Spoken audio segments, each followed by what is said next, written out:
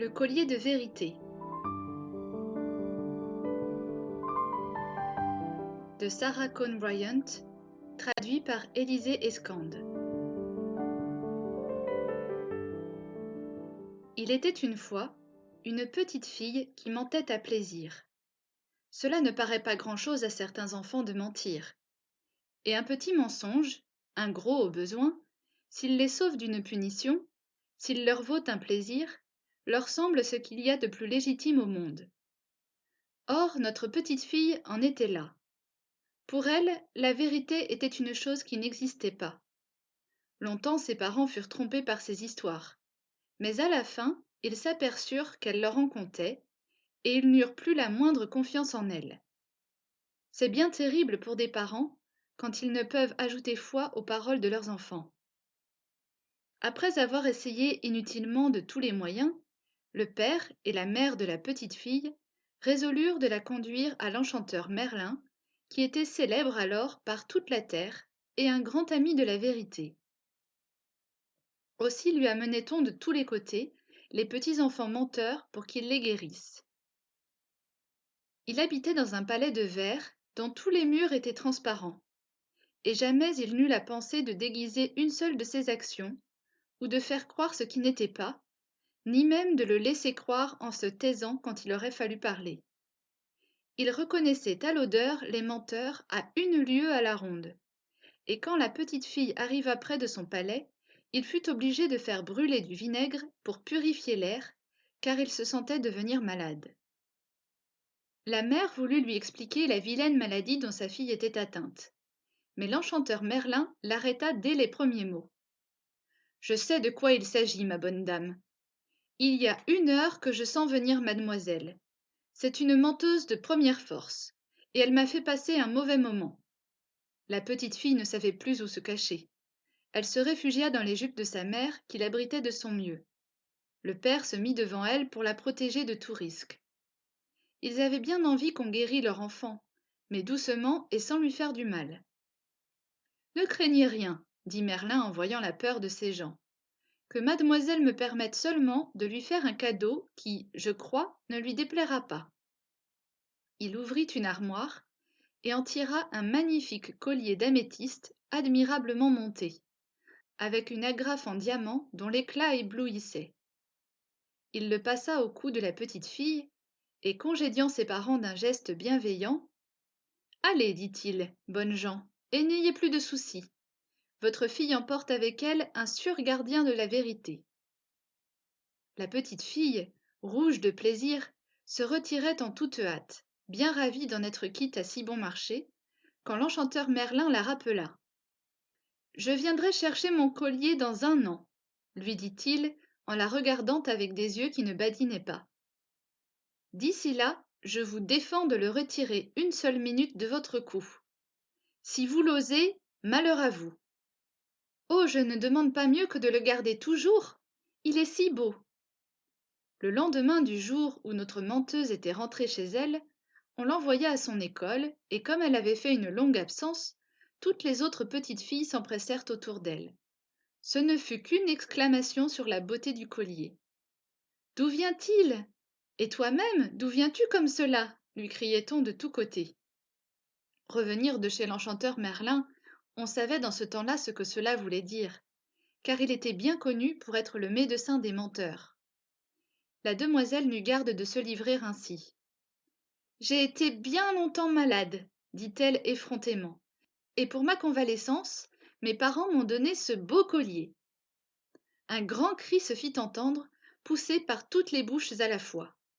Les diamants de la grafe, qui jetaient des feux si vifs, s'étaient éteints tout à coup et venaient de se changer en verre grossier. « Eh bien oui, j'ai été malade.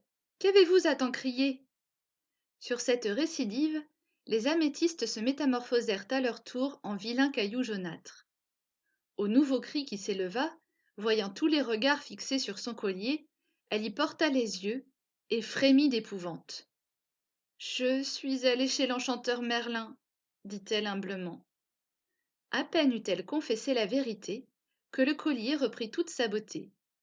Mais les grands éclats de rire qui retentissaient autour d'elle l'humilièrent à un tel point qu'elle éprouva le besoin de se réhabiliter. Vous avez bien tort de rire, car il nous a parfaitement reçus, mes parents et moi. Il avait envoyé sa voiture pour nous chercher à la ville voisine. Et vous pouvez croire que c'est une belle voiture.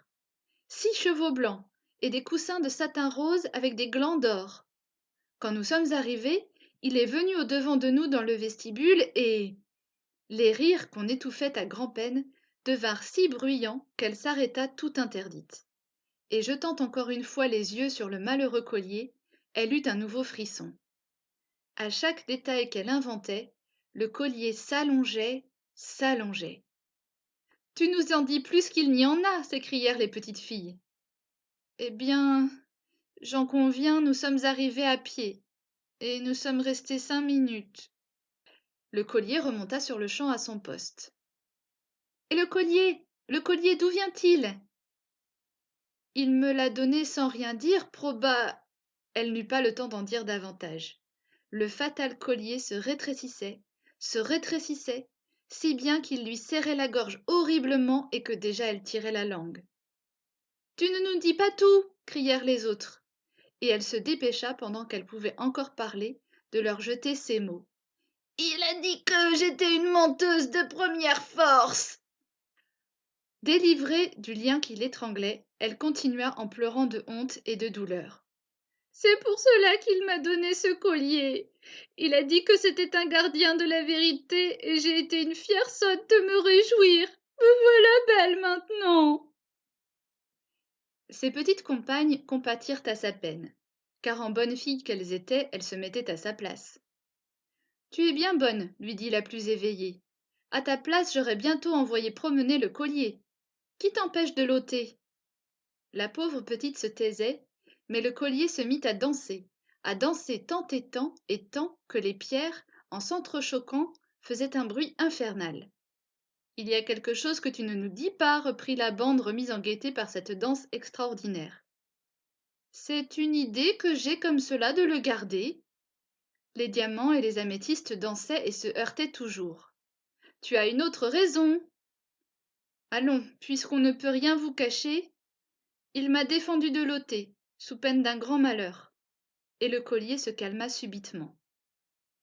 Vous concevez maintenant qu'avec un camarade de ce genre-là, qui se métamorphosait quand on trahissait la vérité, qui s'allongeait quand on y ajoutait, qui se rétrécissait quand on en retranchait, et qui se mettait à danser quand on la taisait, un camarade dont on ne pouvait pas se débarrasser par-dessus le marché, il n'était plus possible, même à la menteuse la plus déterminée, de ne pas marcher droit dans le chemin de la vérité.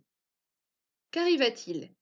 Quand elle se fut habituée à dire toujours la vérité, elle s'en trouva si bien, elle se sentit la conscience si légère, et l'âme si tranquille, qu'elle prit le mensonge en horreur pour lui-même, et que le collier n'avait plus rien à faire à son cou.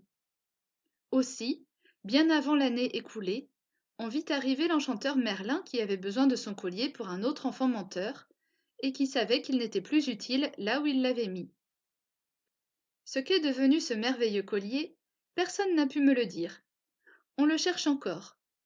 Et si j'étais un petit enfant menteur, je ne serais pas tout à fait rassurée, car on pourrait bien le retrouver.